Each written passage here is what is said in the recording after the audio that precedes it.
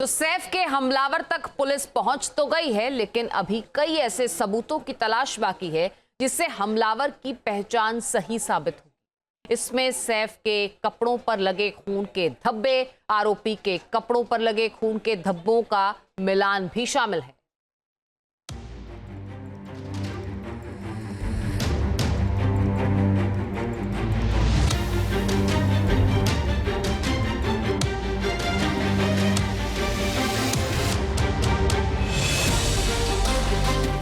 शरीफुल के कपड़ों में छिपा है गुनाह का राज।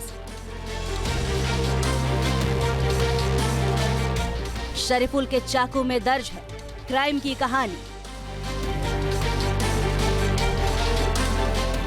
सैफ के ब्लड सैंपल से सुलझेगी पहचान की गुत्थी।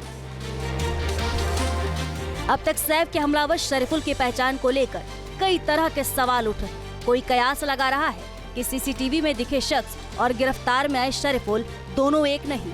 कभी दावा किया जा रहा है कि पुलिस असली गुनहगार तक नहीं पहुंच पाई, लेकिन पुलिस इन सवालों से बेपरवाह आरोपी के खिलाफ पुख्ता सबूत इकट्ठा करने में जुटी हुई है।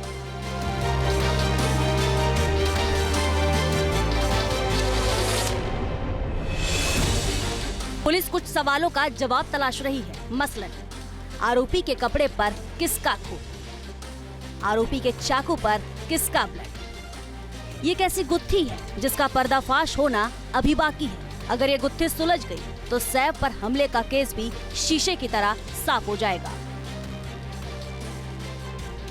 सैफ अटैक केस में कहानियों की अब तक जितनी परतें भी निकलकर सामने आई हैं, ऐसा लगता है कि परत दर परत रहस्यों से भरी हुई है। सैफ पर 16 जनवरी की रात हमला हुआ था।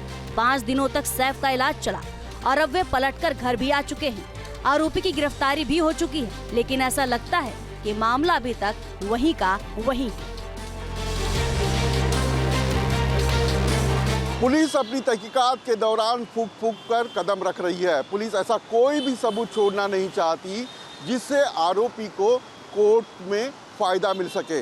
इसके लिए आरोपी के चेहरे का मिलान, क्राइम सीन पर मिले फिंगरप्रिंट और आरोपी के फिंगरप्रिंट का मिलान, आरोपी की शिनाख्त परेड भी शामिल है।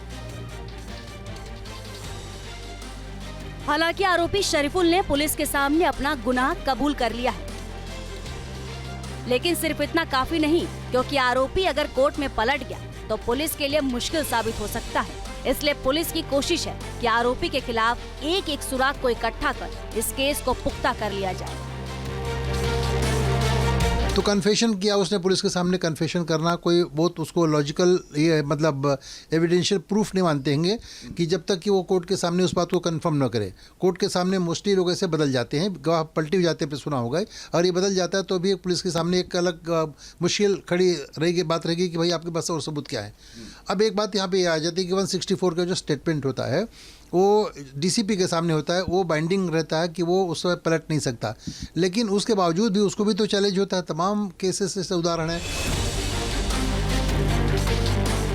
अब तक की रिपोर्ट के मुताबिक मोहम्मद शरीफुल के फिंगरप्रिंट्स सैफ के घर से बरामद फिंगरप्रिंट से मैच कर चुके हैं। पुलिस ने सैफ के घर और बाहर से कुल आरोपी के 19 फिंगरप्रिंट इकट्ठा किए थे, जिनमें सैफ के बेटे जहांगीर के कमरे के दरवाजे, बाथरूम के दरवाजे और पाइपलाइन पर मिले फिंगरप्रिंट शामिल हैं। जाहिर है सबूत बड़े हैं, लेकिन ये आखिरी सबूत नहीं है। सबसे बड़ा सबूत तो आरोपी शरीफुल के वो कपड़े हैं जिन्हें वो हमले की रात पहना हुआ था। पुलिस ने शरीफुल के पास से वो कपड़े बरामद कर लिए हैं जिस पर खून के धब्बे हैं, और यही खून के धब्बे आरोपी को अंजाम तक पहुँचाएगा। पुलिस ने सैफ अली खान के ब्लड सैंपल लिए हैं। 16 जनवरी की रात सैफ ने जो कपड़ा पहना था, पुलिस ने उसे भी कब्जे में ले लिया। शरीफुल इस्लाम ने 16 जनवरी की रात जो कपड़े पहने थे उस पर खून के धब्बे पाए गए हैं। इसके बाद पुलिस ने सैफ अली खान के ब्लड सैंपल लिए। पुलिस ने उस रात सैफ अली खान ने जो कपड़े पहने थे, पुलिस ने उसे भी कब्जे में लिया है। फिर आरोपी के कपड़े, सैफ के ब्लड सैंपल और सैफ के कपड़े तीनों को फॉरेंसिक लैब भेज दिया है, ताकि ये साबित हो सके कि हमलावर के कपड़ों पर दिखाई दे रहे खून के धब्बे एक्टर के ही है। पुलिस अब ब्लड सैंपल के जरिए ही उस हमले की पूरी गुत्थी सुलझाएगी। सैफ का ब्लड सैंपल इस मामले में अहम भूमिका निभाएगा। क्योंकि एफएसएल की रिपोर्ट के साथ कई थ्योरी सुलझ जाएगी। इसके लिए फॉरेंसिक लैब कई तरह की जांच करेगा। मसलन सैफ के कपड़े पर लगे खून के धब्बे को सैफ के ब्लड सैंपल से मिलान कराया जाएगा।